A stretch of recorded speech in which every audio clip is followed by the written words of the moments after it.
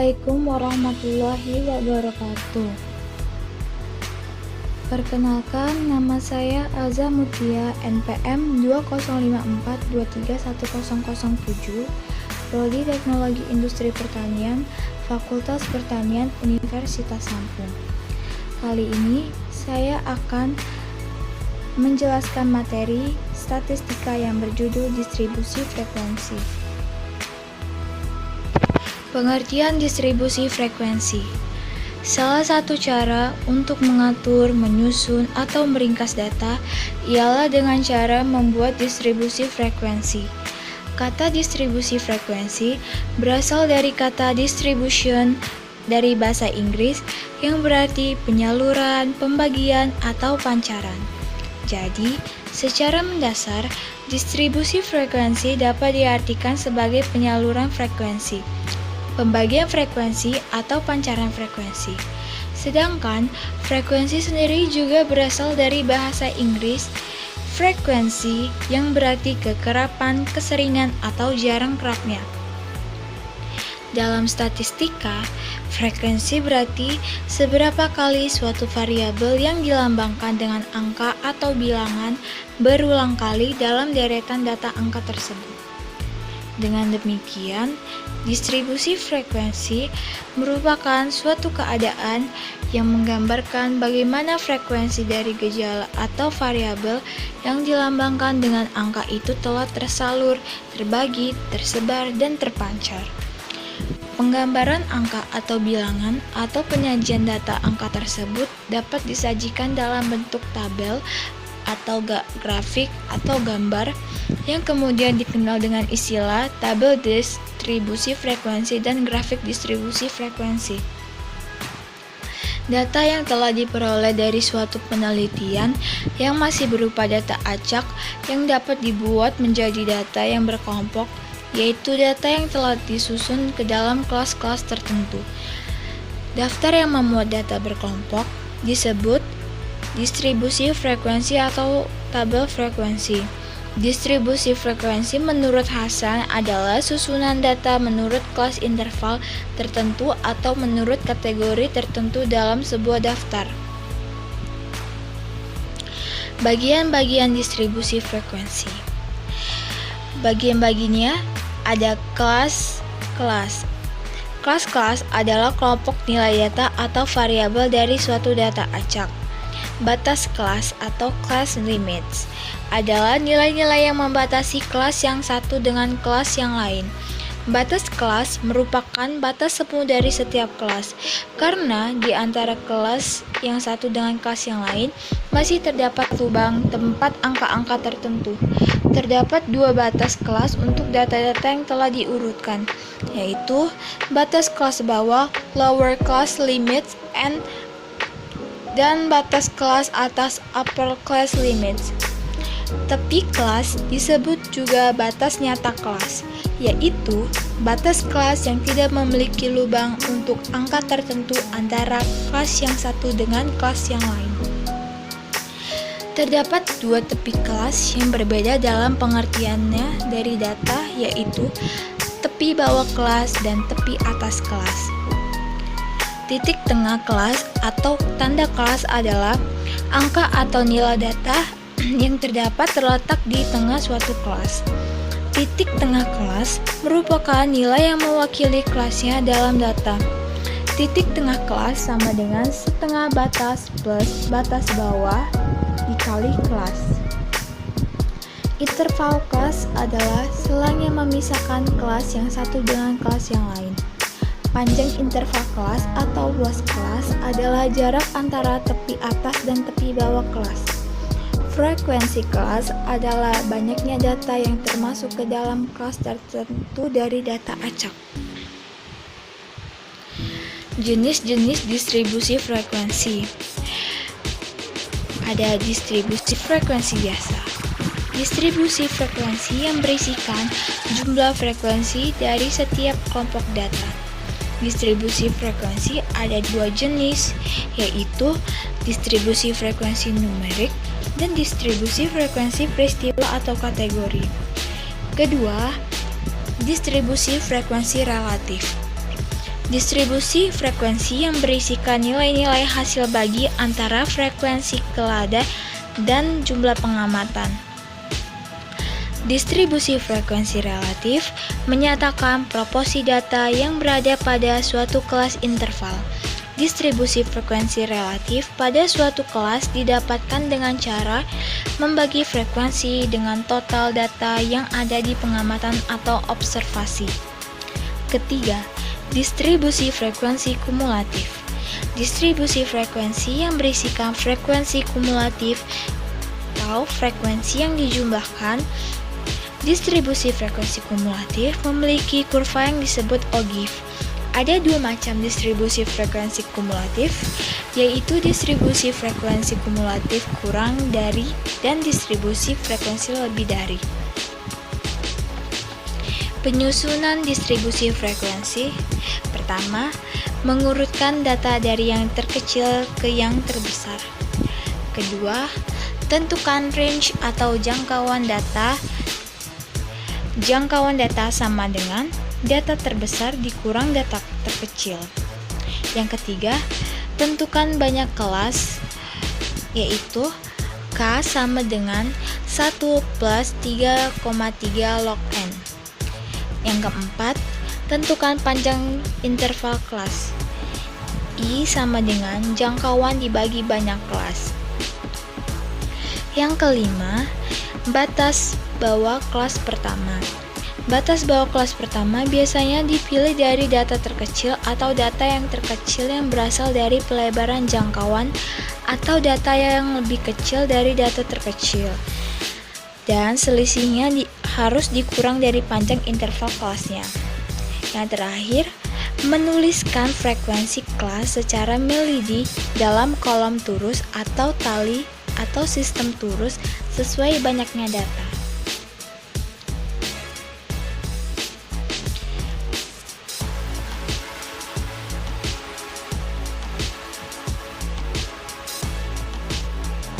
Grafik. Grafik dapat digunakan sebagai laporan. Mengapa menggunakan grafik? Manusia pada umumnya tertarik dengan gambar dan sesuatu yang ditampilkan dalam bentuk visual akan lebih mudah diingat daripada dalam bentuk angka.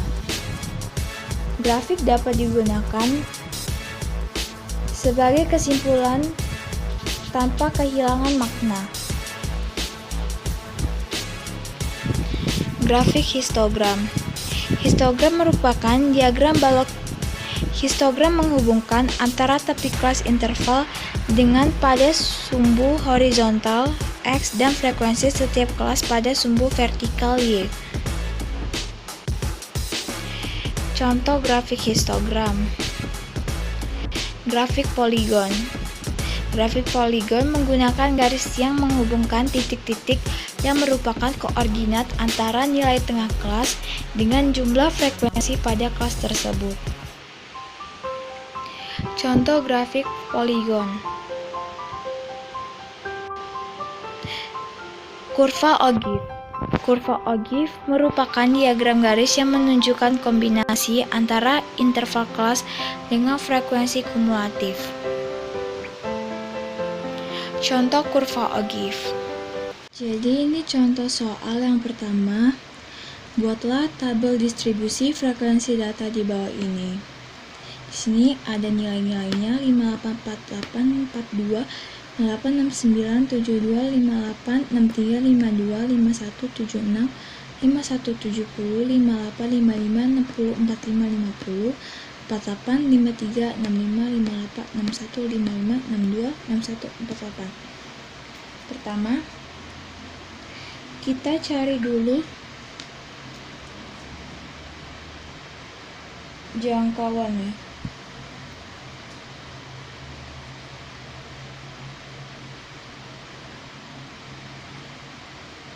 Jangkauan tuh data terbesar dikurang data terkecil.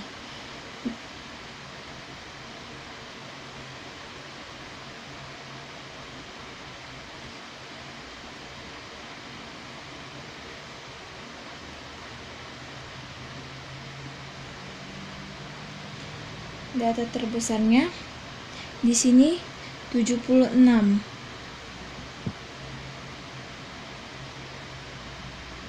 Data terkecilnya di sini 42 sama dengan 34. Terus nyari banyaknya kelas.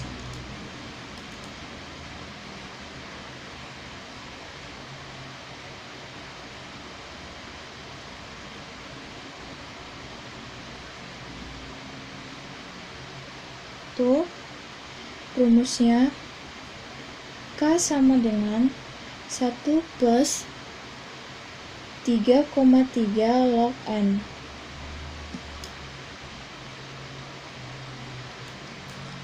Jadi 1 plus 3,3 log yang kita dapetin tadi 34 N. Jadi sama dengan 1 plus 3,3 dikali log 34 itu sama dengan 1,53.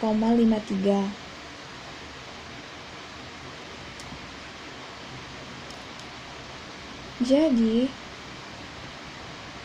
sama dengan 6,05 hasilnya, atau 6 dibulatkan. Setelah itu kita mencari panjang interval kelas.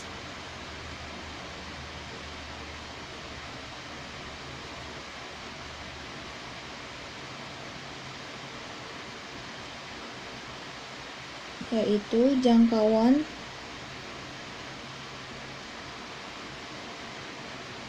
dibagi banyak kelas.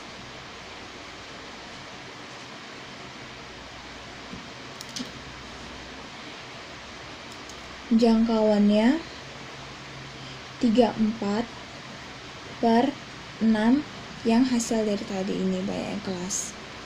Hasilnya 5,67 atau 6. Terakhir, kita mencari batas bawah kelas pertama.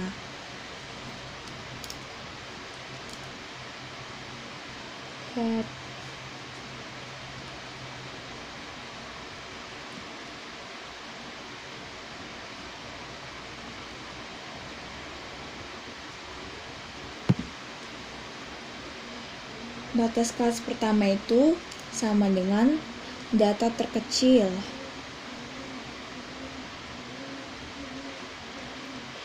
yaitu data terkecilnya tadi udah disebutkan 42 sama dengan 42. Setelah kita dapat, lalu kita membuat grafiknya.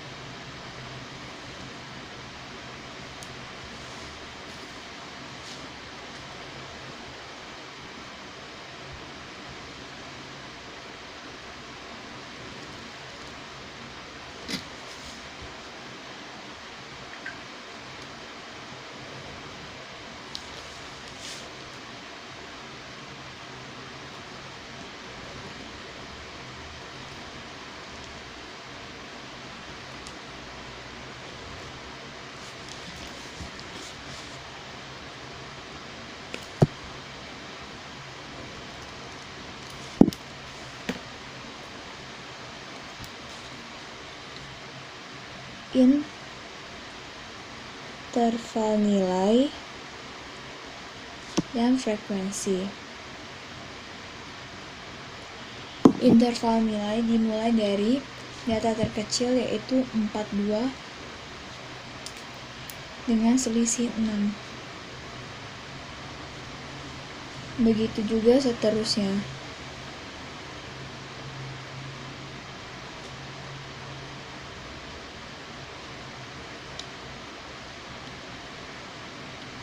Sampai data terbesar.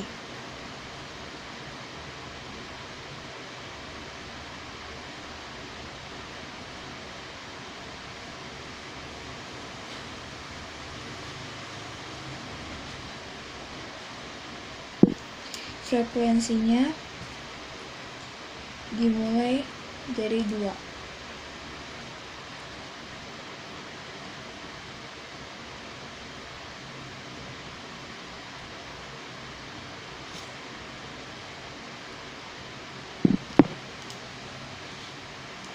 Jadi ini jawaban dari contoh soal nomor 1.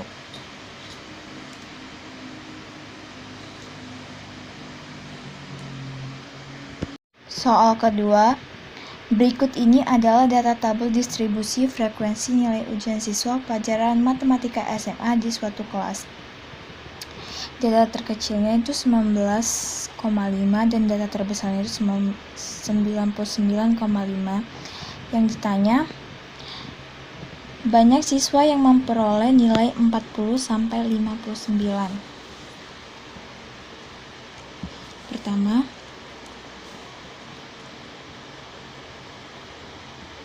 kita mencari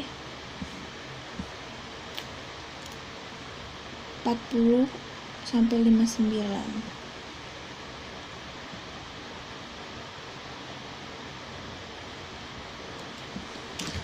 40-59 itu berada di kelas ketiga atau kurang dari sama dengan 59,5.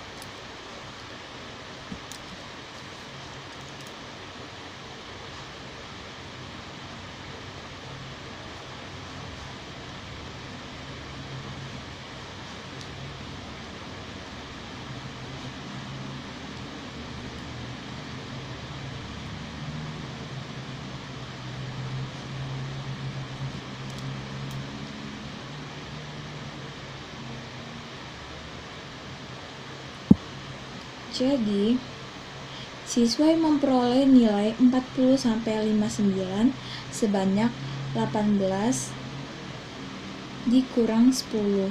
Jadi frekuensi kumulatif itu 18 dikurang 10, hasilnya 8. Jadi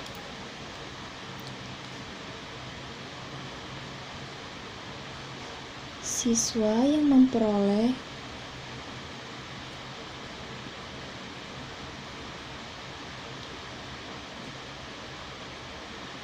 nilai 40-59 sebanyak 18.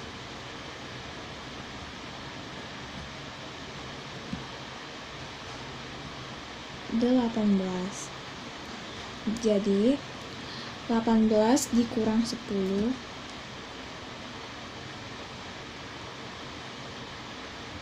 sama dengan 8. Ini hasilnya. Jadi banyak siswa yang memperoleh nilai 40-59 adalah 8 orang.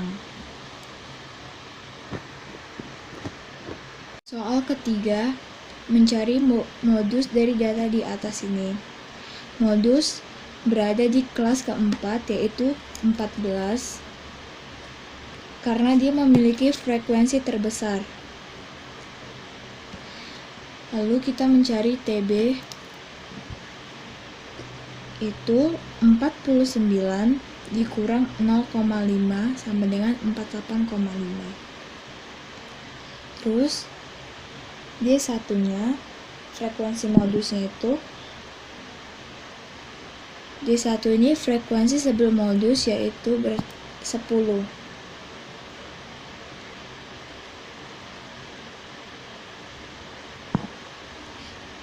8 ini D2. Mencari D1, 14 dikurang 10 sama dengan 4. Begitu juga D2, modus dikurang D2, jadi 14 dikurang 8 sama dengan 6.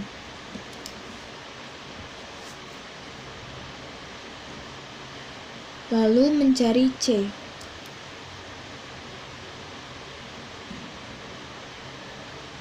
C-nya ini 54,5 dikurang 48,5. Hasilnya sama dengan 6.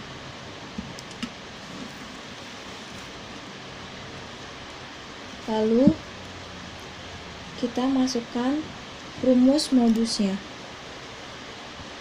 MO sama dengan TB plus D1 per D1 plus D2 dikali C.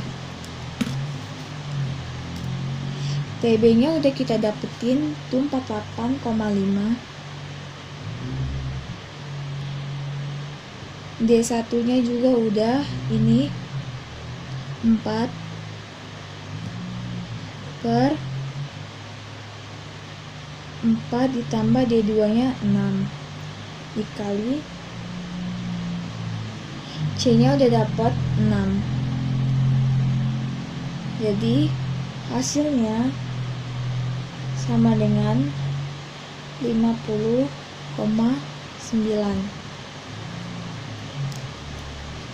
Ini dia hasil dari modus dari data-data yang di atas ini. Sekian dari saya. Mohon maaf apabila ada salah kata.